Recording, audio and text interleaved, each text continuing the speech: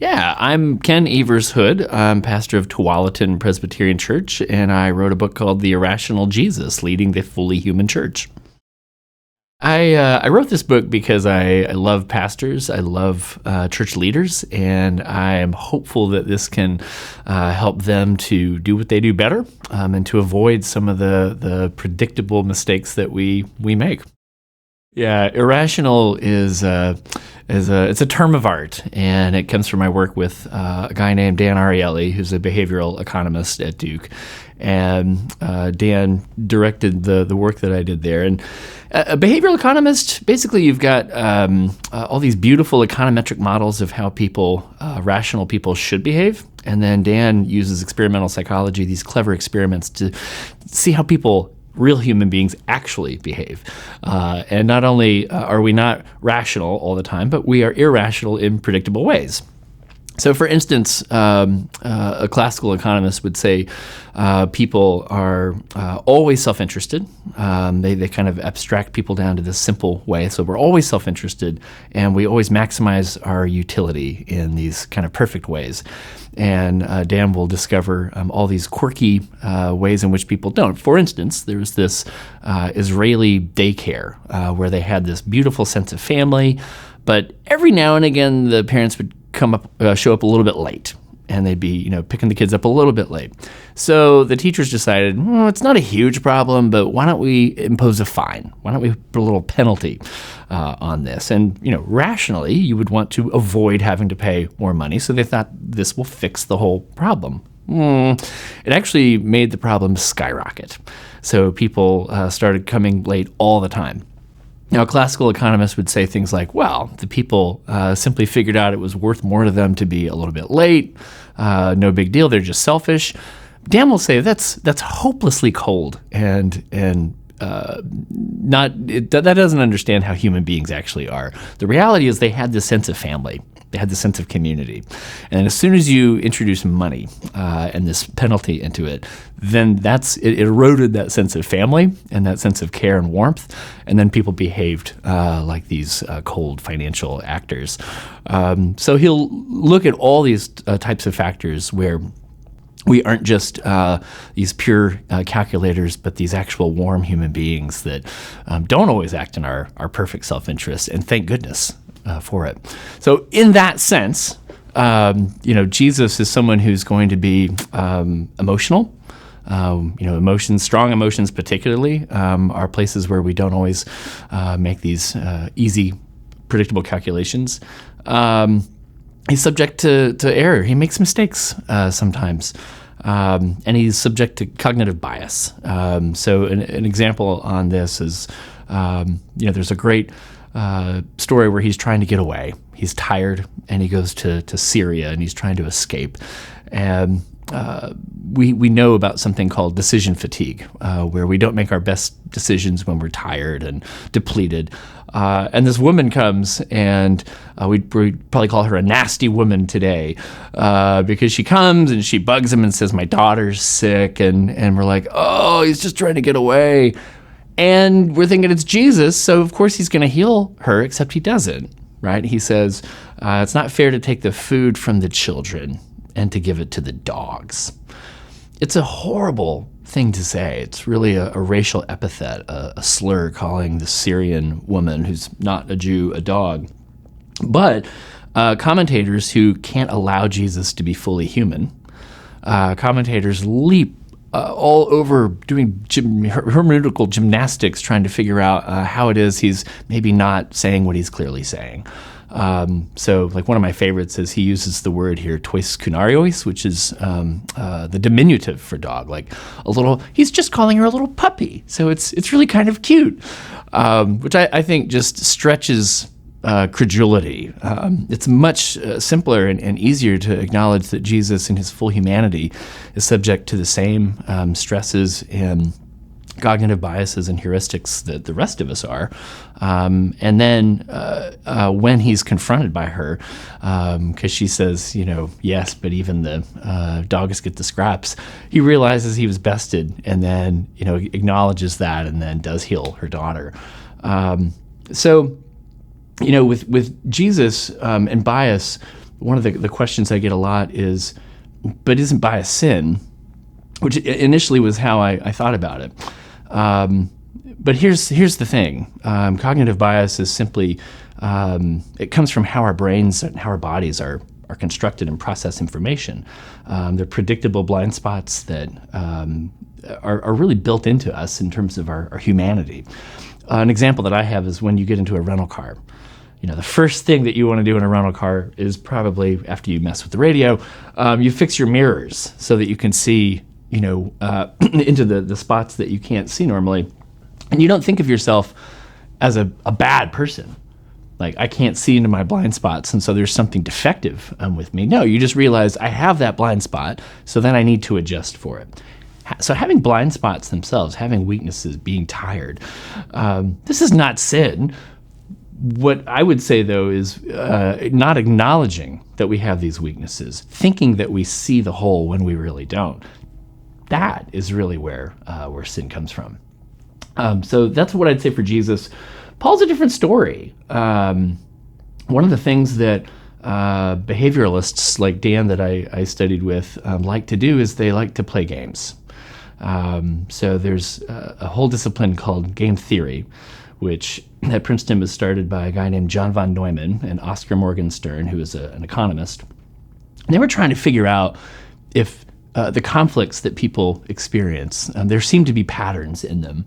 And was there a way to kind of figure out under these patterns if there was a logic to it? And so they come up with what's called classical game theory, where they come up with a logic for how rational people ought to play some of these games or negotiate some of these conflicts. Here's an example. The game called an Ultimatum Game, where if I have, we've done this at our presbytery, or if I would come up to you and I'd have a board full of a stack of 10 $1 bills, and I'd have two people. One would be the decider, and one would be the divider. And the divider would get to divide the money however she wants to, whether it's 9 for her and 1 for the other person, or 50-50, whatever. But then the decider would have to make the decision, do they both get to walk away with the split, or does the money stay on the table for me and they walk away getting nothing? So the rational way to play this, the most self-interested way to play this is, if we were playing, for instance, I'd divide it 9 for me and 1 for you. And you, rationally, would actually take that because 1's better than nothing. Right? That's rational. Human beings don't actually play that way. So most people play 50-50.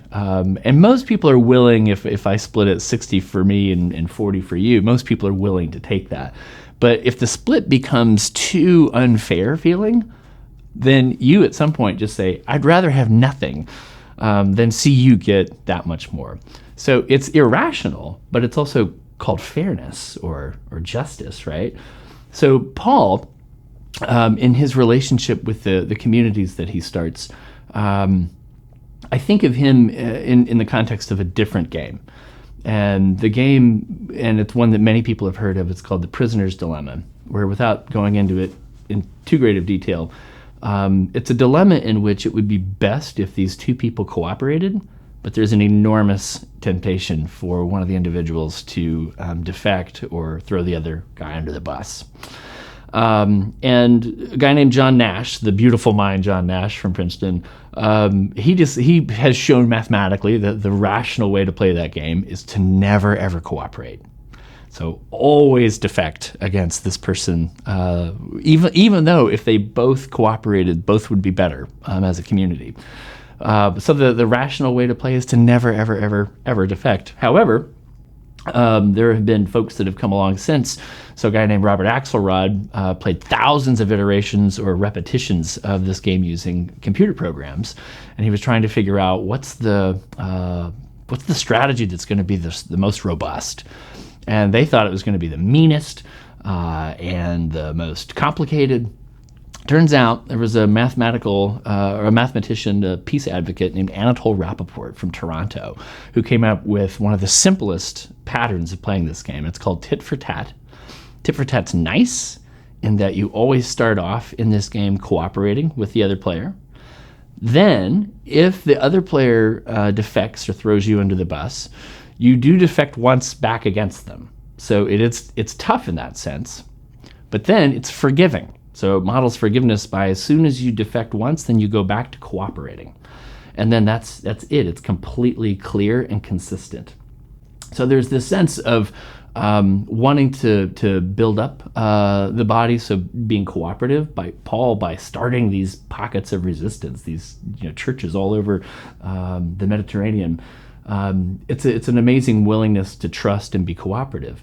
However, like with the Corinthian community, when they fail to adequately express the gospel, for instance, at the Lord's Supper, when the wealthy are showing up and are eating all the food and getting tanked, and there's nothing left for the poor, Paul excoriates them. I mean, if they're defecting against his model, he defects back, right, and says, when you do this, you are eating and drinking to your judgment. But then Paul is also incredibly willing to forgive. So in 2 Corinthians, when you have the instance of the brother who had been pushed out of the community, he opened 2 Corinthians with this appeal to bring him back, that the penalty's paid. So there's this willingness in Paul to forgive, even though there's this toughness. And I think Paul is pretty consistent throughout all of these letters of this pattern. An interesting thing I think with congregational leaders, when I think about this pattern, is we all have aspects of the tit for tat pattern of cooperating, defecting, forgiving, and being clear that are natural for us, and then we have aspects that are hard. So, for instance, when it just comes to cooperating in the first place, some of us trust easily. As pastors, as leaders, some of us are willing to come in and trust. Some of us have a really hard time. We've been burned. We've been hurt. Some of us are good at being tough. So when a congregation pushes back, or some other leadership body, we're willing to resist. But so many pastors are so nice. So that move of saying, no, we're going to have discipline. We're going to push back. That can be really challenging. And then forgiveness. When you've been hurt, I think forgiveness is probably hard for almost everybody. And then certainly the sense of consistency of employing this kind of pattern where I want to cooperate with you, but I am going to be tough and forgiving, and doing that consistently in a way that people can count on. That's a spiritual discipline in that sense. So one of the people that I love most in the world where I see this, a guy named Andrew Foster Connors. He is part of a group called Build, which is an organization in Baltimore. The Build has redeveloped over 1,600 homes in downtown urban Baltimore. They have redone a cadet training program for community policing, and they have the largest after-school program in Baltimore. So they had a program where they wanted to find jobs, make jobs for 1,000 people, and they're trying to battle incarceration. Jobs for 1,000 people. They had the hospitals, 7 hospitals lined up for this, and it was working great except for one man named Chester Burrell. And Chester Burrell said, "We're not going to employ 1,000 dodgy people. This is crazy." So Andrew and Bill, they wanted to meet with him, and he said, "No, not interested." So in this sense, Andrew's trying to cooperate. He's trying to build a relationship. It's not happening. And to not even meet with him, that's an act of defection. So then Andrew makes an incredibly beautiful video citing what they want to do and naming Chester Burrell by name in this. Then he buses hundreds of people down to Burrell's offices and protests for several days. It's quite annoying. So Burrell finally says, "Oh," and consents to a meeting. So one of the things that Andrew and others will say is no permanent allies, no permanent enemies. So he's willing, even though Burrell has acted in a defecting way before, then he's willing to forgive. So they go and they actually have the meeting. Now, do they get the 1,000 jobs that they want? No, they get 375. But Andrew says, hey, that's 375 we didn't have before, and we're going to continue, this relationship, and we will put pressure on him when we need to, but we'll also work with him when he's willing to. So there's this, beautiful flexibility between toughness and grace in there that, in terms of a game theoretic perspective, is it rational? No. But it's wonderfully human and irrational and really effective. We've learned a lot about the brain in the last 30 years. So one of the ways that I'm thinking about the brain is we have a dual cognition system, and we have an automatic system that's constantly processing information all of the time, and it's below the level of our awareness. For instance, I've been breathing for the last hour or so. I have no idea how many breaths I've taken or what. All of that's happening underneath. And then we have a system that's conscious and reflective. And this is the part of me that if you asked me to multiply two large numbers in my head, I could probably do that, but it takes a lot of effort. And so I wouldn't be able to have other conversations. I wouldn't be able to do this interview, for instance, while doing that. So the problem with all of this is we would like to think that that reflective, conscious part of ourselves, the I that I think of as myself, and this unconscious part, maybe it's 50-50, maybe. What cognitive scientists tell us is it's about 90-10, where the reflective part of us is what Jonathan Haidt will call a tiny rider astride this enormous emotional elephant. In order to process all of this the massive amounts of information, we use heuristics, which you can think of as a cognitive shortcut. For the good news on that is that for the most part, the heuristics work well. But the problem is they do cast a shadow. They create these predictable biases where we think that we're seeing the world well, and we really aren't. So many examples for this. One of the ones that, to me, I'm talking about a lot recently is confirmation bias. So confirmation bias, we tend to seek out the information that supports what we already believe and feel. That's what confirmation bias will state. So we have this sort of emotional sense of how we feel about ideas and projects in the world. And then, we have, we're trying to do good work and do research and read articles. But the problem is, because of confirmation bias, we will really tend to seek out articles that already support what we believed in the first place. So even at the point where we're trying to be most rational, we're only getting a tiny amount of information that feels good. This is why our social media networks, tend to be so homogenous, and why we have a hard time predicting things like Brexit or a Trump election, because we tend to hang around everybody who all thinks the same way. If this is part of our full humanity, like I talked about before, where we know that we have these blind spots, and so we can be aware of them, but we can't actually fix them. If we know that this is part of our full humanity, then it's crucial to me that Jesus manifests these blind spots and this humanity as well. One of the things, and I'm a Presbyterian, so I love Calvin. But the way that Calvin, tends to think about Christology is Calvin says we were perfect. Adam and Eve were perfect in their humanity and perfect in their rationality, actually, before the fall. And so Calvin is actually a very sensitive psychologist. He's quite aware of things like confirmation bias and knows that people post-fall are not really seeing the world very well. But then the way that he thinks about Jesus, to me, is not very helpful. He says Jesus is actually representative of the first man. So he comes, and Jesus is actually entirely without cognitive bias or flaw. Things that where he seems to be making mistakes, Calvin is going to have to leap over backwards to say, no. This isn't at all what's happening. And to me, this is not helpful in the sense of what Calvin creates is a Jesus that doesn't seem very human at all. In fact, this is what I would say most of the people that I serve, they have this idea of Jesus, a stained glass idea of Jesus, almost a superhero idea of Jesus, where if he is supposed to sympathize with us in every way and yet be without sin, this does not seem to be a human that sympathizes with us in every way. I get that he's without sin. What I think is helpful about the behavioral model is to be able to say he sympathizes with us in every way, with the same cognitive biases, the heuristics that we have, and yet because those are not sin, he also is still yet without sin.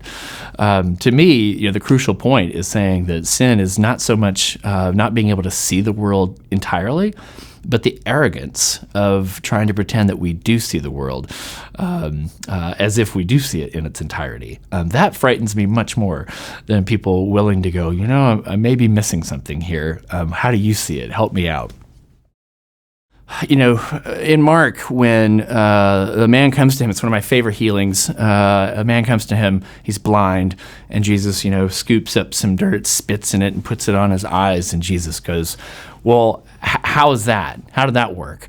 And the man goes, it's okay, but it looks like trees walking around now. And, it's a bit of a botched healing.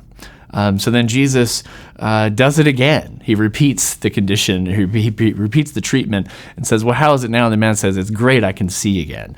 Part of what I love about this is, as a behavioralist, I don't need to freak out and come up with some wild interpretive move of how Jesus didn't make a mistake.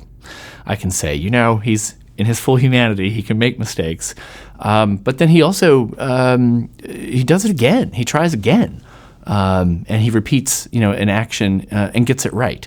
So to me, this perspective allows us to say, we're not always going to get things right the first time. And then we don't have to freak out about our lack of perfection as if that's somehow sin. But we can then, continue the good work that was good in the first place. The third section of the book, I think, is, this leads into, in that I talk about decision making. And, leaders make about 10,000 decisions every day. The fascinating thing that I realized when I took a whole series of classes on decision making is that I've never, before that, ever had a class on decision making. Like, you make 10,000 decisions a day, and our education system is designed to say if we are filled with information, if we learn a lot of things, then we will just magically make good decisions. Probably not. So one of the staples of this way of thinking is outcomes are important, but the quality of the decision is entirely distinct from the outcome of the decision. So it takes a little bit to think about that. If you make a good decision and it has a good outcome, no surprise. If you make a poor decision and you have a poor outcome, that also makes sense. But it's entirely possible to make a good decision and it have not a great outcome, or it's impossible to make a terrible decision and have a good outcome. For instance, I've got a 12-year-old at the moment who's 12 going on 17. And, let's say he goes to a soccer party in high school in a few years from now and decides to drink too much and wants to drive home. Terrible decision, right? Quite possible, though, that he makes it home without killing himself or someone else. So the outcome is great. That does not make the decision initially to drink and then drive. It's a terrible decision. Conversely, he could also go to this party, drink, and then decide to call me for help. Much better decision. Then I go, I pick him up, and then a cat runs out in the road, and we run into a tree. Terrible outcome, but still, that makes the decision that he made in the first place is still a good one. So when I think about that, you could think about the example of Jesus with the double healing, but I think about God and the commandments. One of the things I always think about when people are wanting to post the commandments in places is I want to say, well, which commandments? Because the first time when they're in the desert and God decides to give Moses the commandments, the people down at the bottom go crazy, right? And they are trying to get Aaron to make them these gods, and they're having this wild whatever's happening, and all of that goes on such that when Moses is heading down, he's so angry and so frustrated, he throws the commandments down and he destroys them. This begs the question for me, was it a good idea? Was it a good decision for God to give Moses the commandments? Because the outcome here is terrible. The outcome is the people have gone nuts.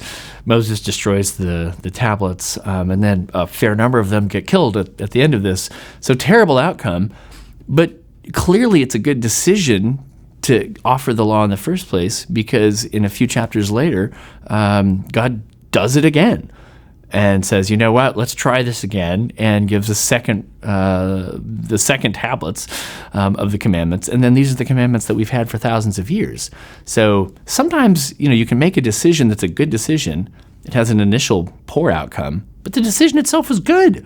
So I think about this. I was a new church developer starting out in ministry.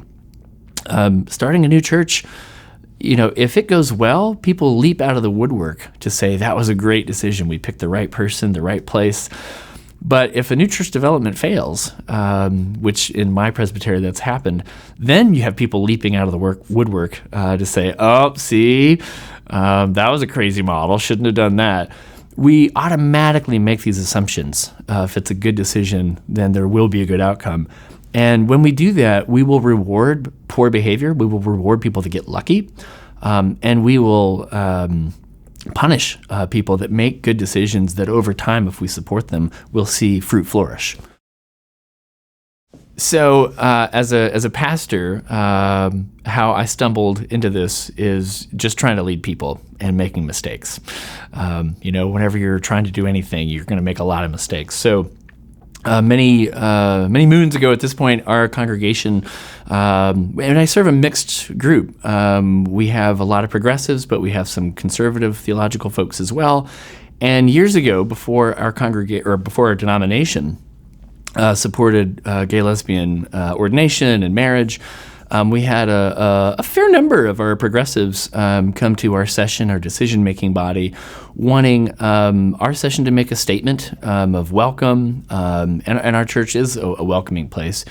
But our session had to really deliberate that. In fact, we spent a year trying to figure out what was the right response to this request. How could we act in a way that we would make sure we were welcoming to all in our community, and not just some who were wanting us to be more expressive of our welcome to LGBTQ people.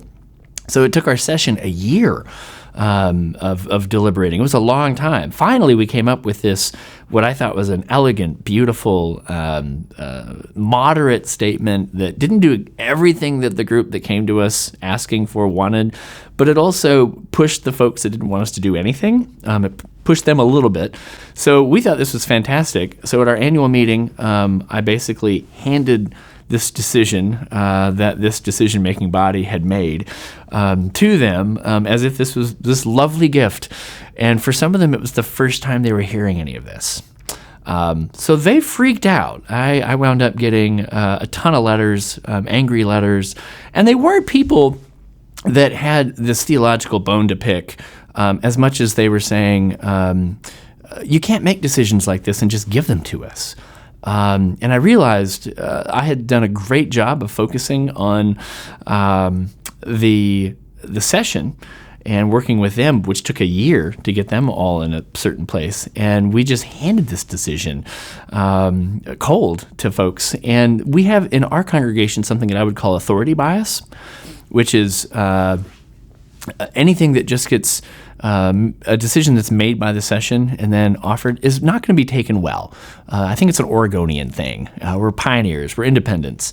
So I believe, and I believe I know this because several years later in Newtown there was that a horrible massacre of the kindergartners, and I preached about this. And I had two people, Linda and Marshall. Marshall's a Marine, and Linda was one of our leaders. And they wanted to lead a gun control effort at the church, arguably, in my context, a more controversial thing. So the same thing, they came to session. They wanted session to make a decision and make a statement and make some... And we thought, we could do that. And it would probably be received about as well as the initial statement on welcome. So what we did in this case is to say, Linda and Marshall, people know you and they love you and they trust you. So how about we support you in actually going before the congregation, saying how you feel, and then having a table set up. And anybody who wants information about the organizations you're interested in, they can come and talk to you privately. So they did. They made a beautiful statement in front of the church, probably more than I would have said personally. And then they had a table set up for weeks after. And folks that didn't agree with them, would come and would talk to them. I got 0 letters. I got 0 people upset about this. And I think it's because instead of coming with this authority making a decision on their behalf, we simply supported people that they loved, speaking from their hearts.